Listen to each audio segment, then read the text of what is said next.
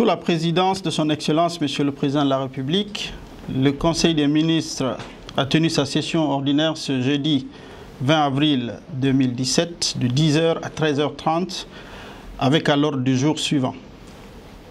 1. Message de son Excellence, Monsieur le Président de la République. 2.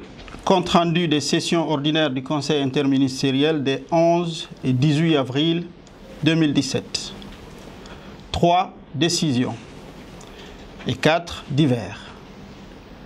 Au titre du premier point de l'ordre du jour, Monsieur le Président de la République a réitéré au gouvernement la nécessité de la gestion rationnelle des ressources humaines compétentes au niveau des structures de l'administration publique. Le chef de l'État a insisté sur la restructuration et l'organisation de la filière de commercialisation des produits agricoles et la tenue de statistiques fiables, promouvoir le label guinéen. Le président de la République a demandé au gouvernement de veiller à la préservation des réserves foncières de l'État. Le chef de l'État a informé le Conseil de l'arrivée de leur Excellence, M. Paul Kagame et Idriss Déby Itno, respectivement président de la République du Rwanda et président de la République du Tchad, dans le cadre des consultations sur le projet de réforme des institutions de l'Union africaine. Au titre du deuxième point de l'ordre du jour, Monsieur le Premier ministre a fait le compte-rendu des 2 sessions ordinaires du Conseil interministériel comme suit.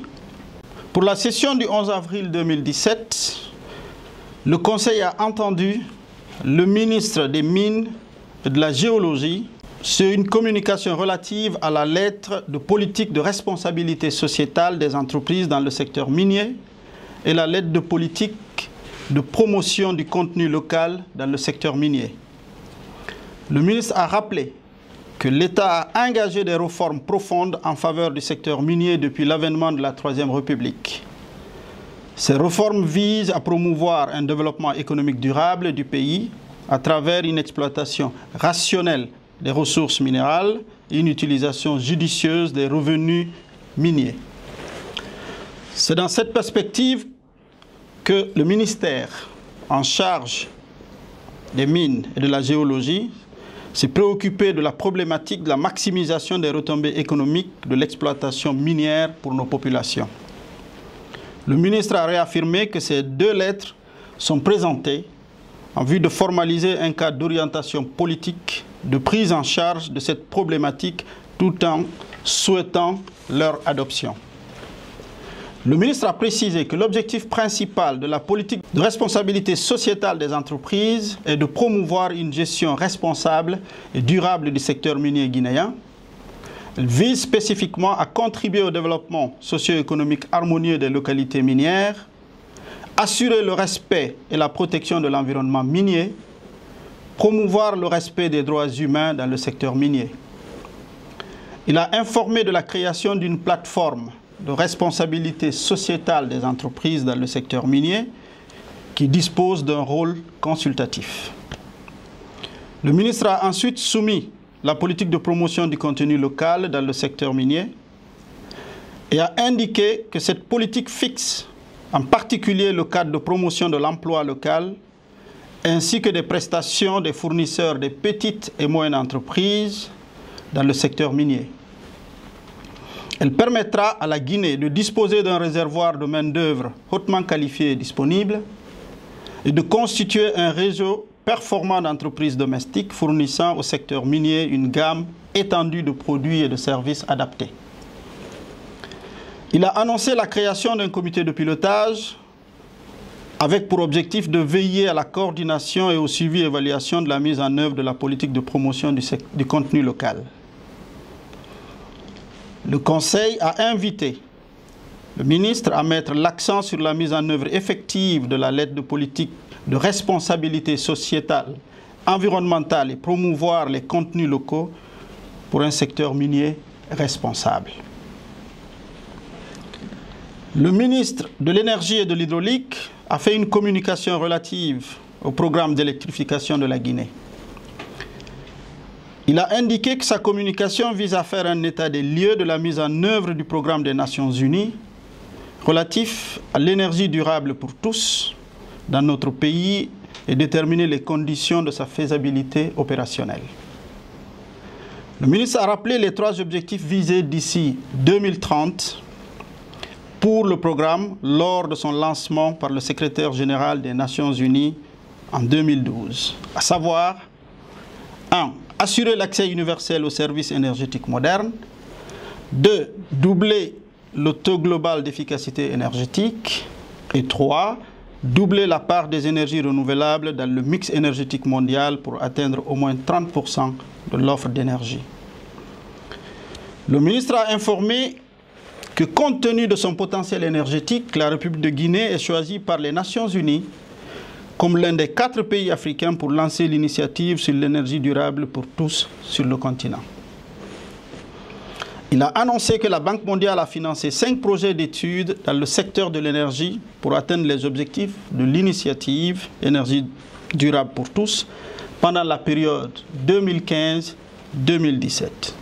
Il s'agit notamment du renforcement des capacités du ministère de l'énergie et de l'hydraulique et de créer une cellule de partenariat public-privé. De l'élaboration d'un atlas des sites hydroélectriques et de la conception d'une stratégie de développement du potentiel hydroélectrique de la Guinée. De l'élaboration d'un plan intégré pour l'électrification des mines. De la définition d'un système de suivi d'évaluation des principaux indicateurs sectoriels et de l'élaboration d'un prospectus d'investissement pour garantir l'accès universel à l'électricité. Il a déclaré que dans le cadre de la mise en œuvre du programme de l'énergie durable pour tous en Guinée, l'objectif est de permettre l'accès à l'électricité pour l'horizon 2030.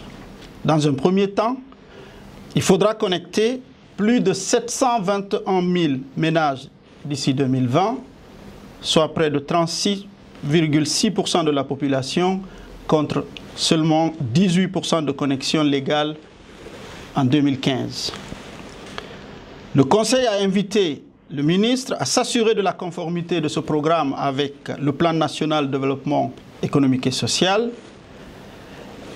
Et le Conseil a ensuite approuvé la tenue de la table ronde sur le prospectus d'investissement en faveur du programme d'électrification de la Guinée.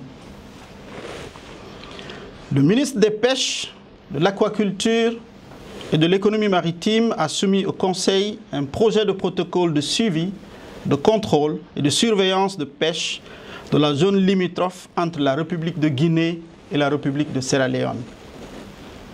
Il a précisé que dans le souci de la sauvegarde et de la préservation des ressources halieutiques, ce projet de protocole est une proposition de collaboration entre les 2 pays dans le cadre de la lutte contre la pêche, dite pêche INN.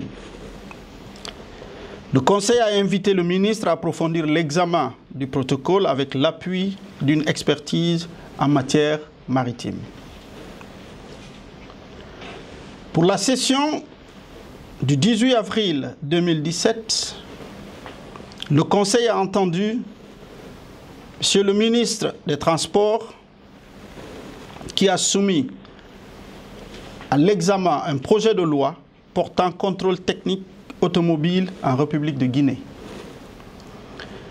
Le ministre a précisé que le contrôle technique automobile, bien qu'étant indispensable à la sécurité des personnes, des usagers de la route et de leurs biens, n'est toujours pas effectif en Guinée. Il a indiqué que la nouvelle réglementation proposée dans le projet de loi se justifie par les faits suivants. Le contrôle technique automobile n'est pas effectif en Guinée. Le parc automobile a considérablement augmenté. Il est estimé aujourd'hui à près de 500 000 véhicules. Les accidents de la circulation sont courants et malheureusement souvent très graves. Le ministre a annoncé que pour remédier à cette situation, l'Union européenne est disposée à accompagner la Guinée dans le cadre de la libéralisation de l'activité de contrôle technique automobile par la construction d'un centre d'environnement et de sécurité automobile dont le coût est estimé à 2,5 millions d'euros. Ce centre assurera la formation des agents des différents centres de contrôle technique automobile qui seront agréés par l'État. Le Conseil a décidé de la mise en place d'une commission interministérielle pour approfondir l'analyse juridique du dossier avant sa soumission en deuxième lecture. Il a ensuite demandé au ministre des Transports d'accélérer la mise en place du Centre national d'environnement et de sécurité automobile. Le ministre des Pêches, de l'Aquaculture et de l'Économie maritime a soumis au Conseil un projet de décret portant création et organisation de l'initiative nationale de la transparence dans le secteur de la pêche en République de Guinée. Le ministre a rappelé que l'initiative a été lancée en 2015 par le président de la République islamique de Mauritanie, président de l'Union africaine à l'époque, lors de la conférence internationale sur la transparence. La Guinée a adhéré à cette initiative en juin 2016 à Madrid afin d'accroître la transparence dans le secteur de la pêche sur les bases d'un processus participatif et inclusif. Le ministre a indiqué que la deuxième conférence, qui se tiendra à Bali, en Indonésie, les 27 et 28 avril 2017, marquera la phase de mise en œuvre effective de l'initiative. Le Conseil a renvoyé le projet de texte en deuxième lecture pour amendement. Le ministre des Mines et de la Géologie a fait un compte-rendu relatif à l'organisation de la Journée nationale des orpailleurs tenue à Cancan le 6 février 2017. Il a indiqué que dans le but de renforcer les capacités de mobilisation des revenus générés par l'exploitation artisanale d'une part et de formaliser les mécanismes relatifs à la sécurité et à la stabilité des différentes zones aurifères d'autre part, le président de la République a initié l'organisation d'une journée des orpailleurs à Cancan. Suite à l'exploitation abusive des sites aurifères par les locaux et certains étrangers, et face à la recrudescence de la délinquance, le ministère des Mines et de la Géologie, dans le but d'éradiquer ce fléau qui risque d'entraver le développement socio-économique des zones concernées, s'est fixé des objectifs à court et moyen terme. Lors de cette journée, les débats fructueux caractérisés par des échanges d'expériences ont mis en évidence des risques inhérents à l'exploitation artisanale de l'or. Ces risques sont d'ordre social, économique, environnemental et sécuritaire. Au sujet des mesures à prendre pour améliorer la pratique de l'exploitation artisanale, des actions ont été envisagées dans un plan à court et moyen terme à l'effet de réduire sensiblement les méfaits de ces différents risques, et les actions envisagées sont les suivantes. 1. La finalisation et l'adoption des textes réglementaires réglementant l'orpaillage. 2. La finalisation et l'adoption des textes réglementant et fixant les taux de redevance des activités d'orpaillage en Guinée. 3. La continuation des opérations de parcellisation dans les préfectures concernées. 4. L'identification et l'enregistrement des orpailleurs. 5. L'élaboration des textes de renforcement des normes environnementales, etc. Le Conseil a invité le ministre en charge des mines et de la géologie à renforcer le suivi de la mise en œuvre des recommandations et engagements issus de la journée des orpailleurs. Il a ensuite demandé au ministre de mettre en place un comité de suivi à cet effet. Au titre des divers, le Conseil a été informé du lancement de la deuxième édition de la Semaine nationale de l'entrepreneuriat dans le numérique, le mercredi 19 avril 2017. Avant de lever la séance, M. le Président de la République a donné de larges informations sur la situation nationale, africaine et internationale. Le Conseil des ministres.